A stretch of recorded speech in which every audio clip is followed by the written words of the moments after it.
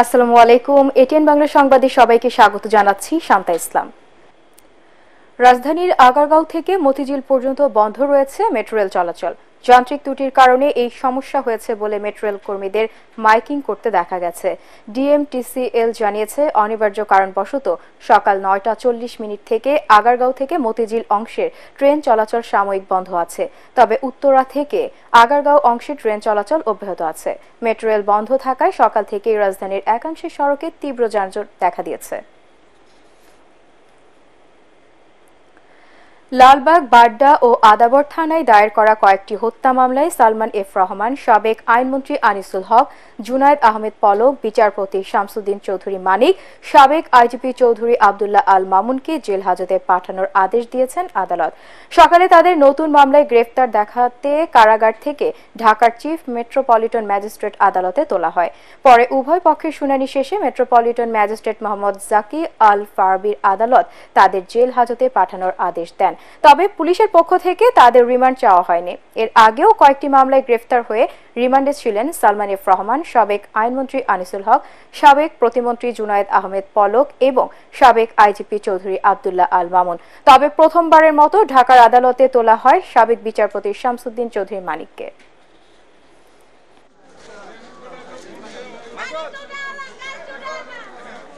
পলক, আনিসুল হক এবং দেখা যাচ্ছে যে সালমান এফ রহমান সাহেব, ওনাদেরকে সন্ন্যাস দেখানো হয়।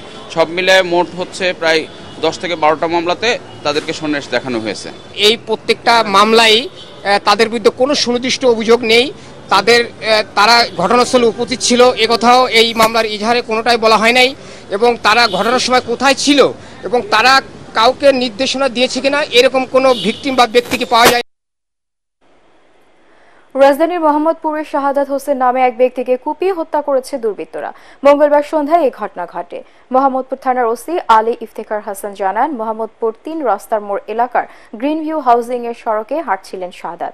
এ সময় ধারালো অস্ত্র দিয়ে কয়েকজন তার উপর হামলা চালায়। প্রাণ বাঁচাতে 3 রাস্তার পাশের একটি বাসায় ঢুকে পড়েন। দুর্বৃত্তরা সেখানে গিয়ে তাকে কুপিয়ে পালিয়ে যায়। পরে শাহাদাতকে উদ্ধার করে শহীদ সোহরাওয়ার্দী মেডিকেল কলেজ হাসপাতালে নিলে চিকিৎসকরা তাকে মৃত ঘোষণা করেন। নারী ঘটিত বিরোধের জেরে এই হত্যাকাণ্ড হতে পারে বলে ধারণা করছে পুলিশ। তার গ্রামের বাড়ি নারায়ণগঞ্জের চম্পানগরে। গ্রিন ভ্যালি হাউজিং, এইটার মুখে ছেলেটাকে ধাওয়া করে কোপায়। সে একটা বাড়িতে আশ্রয় নেওয়ার চেষ্টা করে, তারপরে আসলে রক্তক্ষরণে সে মারা যায়। প্রাথমিকভাবে মনে হচ্ছে যে প্রেম ঘটিত কিছু একটা হতে পারে। তো আমরা সব দিকেই বিবেচনা রেখে তদন্ত আগায় নিচ্ছি। দিনাজপুরের হিলস্থল বন্দর দিয়ে ভারত থেকে পেঁয়াজ আমদানি শুরু হয়েছে। মঙ্গলবার সন্ধ্যায় 20% শুল্ক আর $405 ভারত থেকে 4টি ট্রাকে 123 মেট্রিক টন পেঁয়াজ দেশে আসে। হিলি বন্দর ব্যবসায়ীরা জানান, ভারতে পেঁয়াজের সরবরাহ বৃদ্ধি পাওয়ায় 13 সেপ্টেম্বর থেকে রপ্তানিতে 40% শুল্ক কমিয়ে 20% এবং রপ্তানি মূল্য টন প্রতি $550 থেকে $145 কমিয়ে $405 নির্ধারণ করে ভারতের বাণিজ্য মন্ত্রণালয়। তবে ভারতের কাস্টম সার্ভারে সেটি সংযুক্ত না হওয়ায় পেঁয়াজ আমদানি গত 2 দিন ধরে বন্ধ ছিল। জটিলতা কাটিয়ে গতকাল থেকেই আমদানি শুরু হয়েছে। ভারতের বড় শহরগুলোতে শেষ হলো হিন্দু ধর্মাবলম্বীদের জমকালো গণেশ উৎসব। বড় 2 শহর মুম্বাই ও হায়দ্রাবাদের সাগর তীরে এই দেবতাকে নিয়ে মেতেছিলেন 2 কোটিরও বেশি মানুষ। পূজা বিসর্জনকে ঘিরে 10 দিনের আয়োজন উৎসব চলে সেখানে। আরো জানাচ্ছেন কেরামতুল্লাহ বিপ্লব।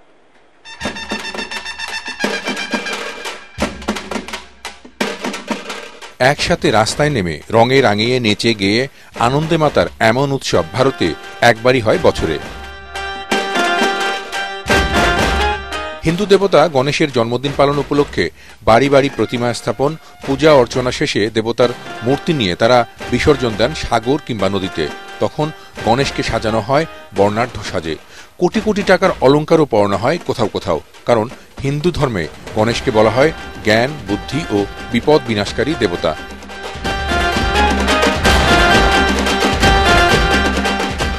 7 সেপ্টেম্বর শুরু গণেশ উৎসবের মঙ্গলবার ছিল শেষ দিন।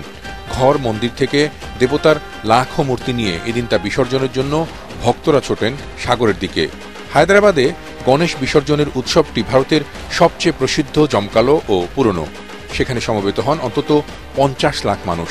নেচে গেয়ে ধুমধাম করে দেবতার করুণা আর মঙ্গল প্রার্থনা করেন তারা।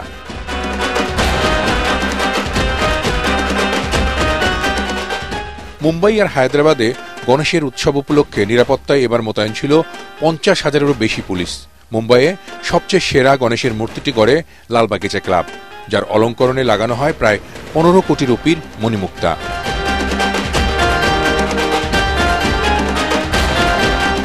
অন্যদিকে তেলেঙ্গানায় গড়া হয় 70 ফুট উঁচু গণেশের মূর্তি, যা নিয়ে শহর জুড়ে শোভাযাত্রা করেন লাখো মানুষ। বুধবার রাতে শেষ হয় এই পূজা উৎসব। কেরামতুল্লাহ বিপ্লব, এটিএন বাংলা। প্রচণ্ড খরা ও দুর্ভিক্ষ পরিস্থিতিতে অনাহারী মানুষকে খাওয়াতে 200 হাতি হত্যার সিদ্ধান্ত নিয়েছে জিম্বাবুয়ে সরকার। দেশটির বন ও বন্যপ্রাণী বিষয়ক মন্ত্রণালয়ের মুখপাত্র তিনাশে ফারো বার্তা সংস্থা রয়টার্সকে এ তথ্য নিশ্চিত করেছেন। এখন কি পদ্ধতিতে এই হাতিদের হত্যা করা যেতে পারে তা নির্ধারণের আলোচনা চলছে। তিনি জানান, 1988 সালের পর এই প্রথম হাতি নিধনের অনুমতি দিতে বাধ্য হয়েছে সরকার। 4টি জেলায় এসব হাতি হত্যা করা হবে। নিধনের পর এসব হাতির মাংস খরা দুর্ভিক্ষ কবলিত বিভিন্ন এলাকায় পাঠানো হবে বলে জানিয়েছেন কর্মকর্তারা।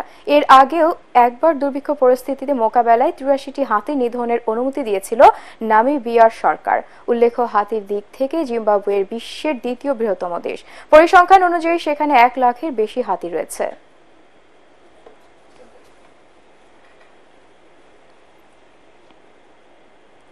পরবর্তী সংবাদ দেখার আমন্ত্রণ জানিয়ে এখনকার মতো শেষ করছি। এটিএন বাংলার সংবাদ ইউটিউবে দেখতে ব্রাউজ করুন youtube/ATN Bangla News। ধন্যবাদ।